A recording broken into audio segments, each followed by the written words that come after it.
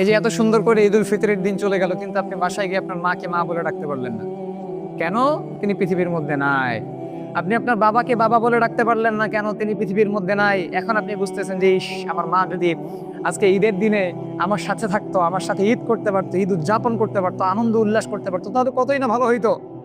কিন্তু আপনার মা আপনার সাথে নাই। কবরের গহীন ওই অন্ধকারের মধ্যে তিনি নিজের জবাবদিহিতার জন্য অপেক্ষা করতেছেন, হাসরের ময়দানের জন্য তিনি অপেক্ষা করতেছেন।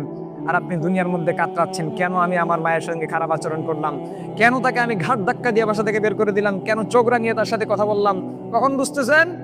যখন আপনার মা ইন্তেকাল করবে, যখন আপনার মা আপনার কাছে নাই, আপনার থেকে দূরে চলে গেল, আপনার বাবা যখন আপনার কাছে নাই, তখন আপনি বুঝতে পারলেন যে না, মা বাবার কদর করা উচিত, মা বাবার সঙ্গে ভালো ব্যবহার করা উচিত।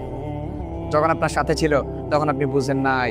এত বড় বড় আলেমের কথা শুনছেন, হুজুর খতিব সাহেব আপনাকে বয়ান দিল, কত কত হুজুর আপনাকে বয়ান দিল, আপনার হুজুর বন্ধু আপনাকে বয়ান দিল যে পিতা মাতার সঙ্গে খারাপ আচরণ করা যাবে না, তাদেরকে উফ আহ শব্দ করার মতো কোনো আচরণ তাদের সাথে করা যাবে না। তখন আপনি বুঝেন নাই। যখন মাটির নিচে চলে গেল সেই মানুষগুলো, তখন আপনি বুঝতে পারলেন তাদের সাথে ভালো আচরণ করা উচিত।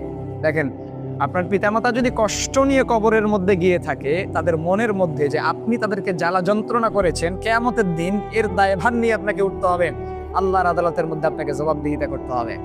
দুনিয়ার আদালতের মধ্যে আপনি পার পাইতে পারেন না, উকিল ধরতে হয়, 3-4টা উকিল, লাখ লাখ টাকা চলে যায় একটা মামলার খারিজ করতে।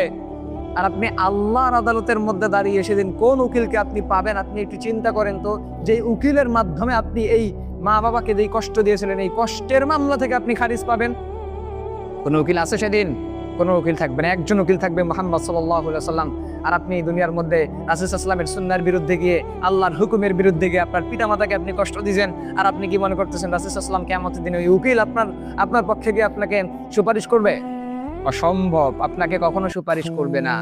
আপনাকে হারাম কাজ থেকে সুপারিশ, আপনি যদি কোনো গুনাহ নিয়ে দাঁড়ান, আপনাকে সুপারিশ করবে কখন?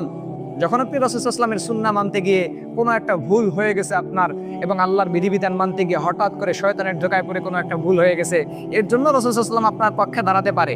কিন্তু আপনি সরাসরি আপনার পিতামাতাকে কষ্ট দিবেন, আপনার মায়ের কথা শুনবেন না, পিতার কথা ঘাট ধাক্কা দিয়ে তাদেরকে বাসা থেকে বের করে দিবেন, আল্লাহর হুকুম মানবেন না, রবের হুকুম মানবেন না, রবের সাথে নাফরমানি করবেন, রাসূলের সুন্নাহ মানবেন না, আদর্শকে মানবেন না, অস্বীকার করবেন, এবং কমেন্টে গিয়ে আলেমদের বিরুদ্ধে আপনি কথা বলবেন। এর জন্য তো আল্লাহ রাসূল সাল্লাল্লাহু আলাইহি ওয়াসাল্লাম কিয়ামতের দিন আপনার কাছে কোনো সুপারিশ করবে না। হ্যাঁ, এটা আমরা মানতে পারি যে আল্লাহ পাক রব্বুল আলামিন দয়ালু, তিনি হয়তো আপনাকে মাফ করে দিতে পারেন। কিন্তু আলামত অনুসারে আমি আপনাকে বলছি যে আপনি কিয়ামতের দিন রবের কাঠগড়ায় এই সমস্ত মামলা নিয়ে আপনাকে দাঁড়াতে হবে।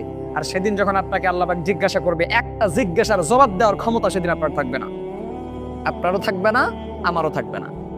তাহলে আমাদেরকে এখনো ফিরতে হবে। পিতামাতা যাদের বেঁচে আছে, এখনো কদর করতে শিখেন। পিতামাতার পায়ে ধরে মাপ নেন, বাসায় যান, পায়ে ধরে মাপ নেন। শরমের কিছু নাই, লজ্জার কিছু নাই।